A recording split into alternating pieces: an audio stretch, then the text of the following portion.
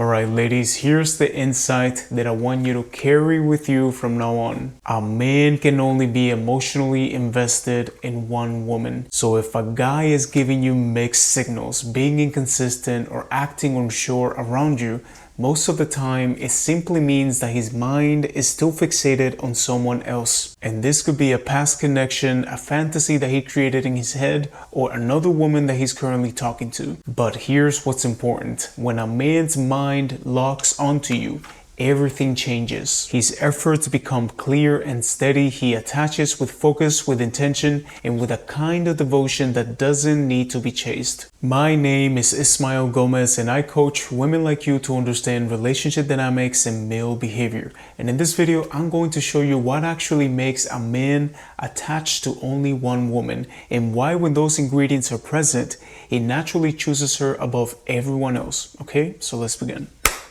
Number 1.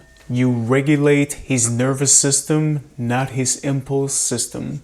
One of the most misunderstood parts of male attachment is this. Men don't bond through excitement, we bond through relief. Most women think that a man falls for the one who gives them butterflies, adrenaline, dopamine, or that intoxicating thrill of the chase. And yes, those feelings matter in the beginning. They grab his attention, they make him curious, but they don't make him stay. A man's impulse system is where attraction begins, and he becomes motivated by the reward of winning you over. But this system is unstable. It is built for short-term goals, not long-term connection. Once he gets what he wants, the chemicals fade, the thrill evaporates, and he goes back to baseline. That is why he can pursue one woman intensely one week and the next one he feels nothing, because this was impulse and not attachment. Now you might be thinking, but Ismael, aren't some men attracted to overstimulation, chaos, or drama? Yes, but they don't attach through it. Drama keeps a man engaged, not committed. Chaos is going to keep him entertained,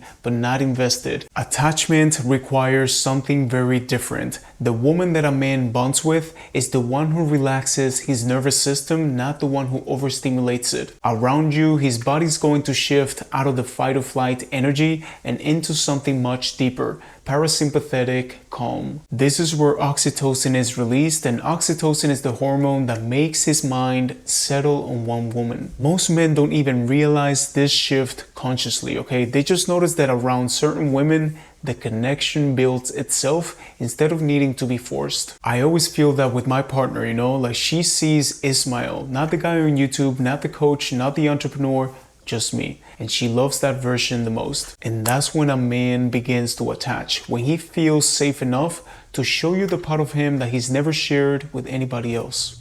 Number 2. Connect with his emotional brain, not just his logical one. There's nothing wrong with expressing yourself, but the truth is that most men don't bond through long conversations, they bond through patterns of experience. Because this is what most women don't realize. A man's emotional brain is not activated by logic, pressure, or deep talks that he's not ready for. It activates when he builds a deep sense of respect for you, when his actions have meaning, when he senses that you understand exactly how he expresses love. This is what creates emotional momentum with him. Again, you're not trying to pull emotions out of him. You're not asking for a level of openness that he's not ready for. Instead, you're allowing the connection to unfold in the way that his system naturally bonds, okay? Through shared experiences, respect, and consistency. You're connecting with the intuitive part of him, not the analytical one. And because of that, he doesn't feel misunderstood or pressured around you. He feels recognized, okay? He feels emotionally met in the language that he actually uses. And you're not just speaking to his mind, you're speaking to the deeper part of him that decides whether a connection becomes meaningful or just stays temporary.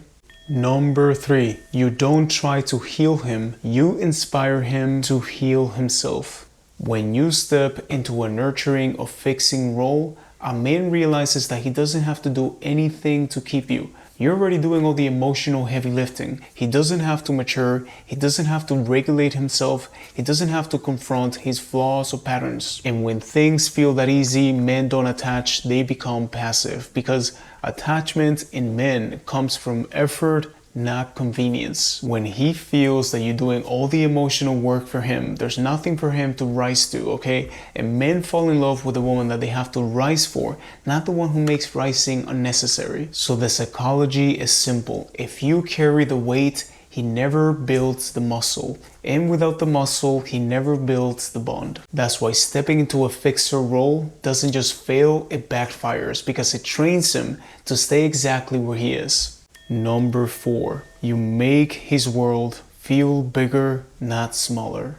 One of the most underrated things that women bring into a man's life is expansion. And most men are not going to say this out loud, but a lot of them fear relationships for one simple reason. They associate commitment with losing something, losing freedom, losing identity, losing time, losing themselves. Just like many of you, a lot of men really struggle with emotional intimacy because they've had relationships in the past that were controlling and demanding. Don't think that this is just an experience that women go through, okay? Go on Reddit and see what some guys have to say. But when a man meets a woman whose presence expands him emotionally, mentally, socially, spiritually, he feels something that he can't find anywhere else. And slowly, he's going to realize that his life is better with you in it. But not only that, he's also going to enjoy making you proud of him. And the most powerful thing that you can also do is to let your own world expand as well. So the expansion is shared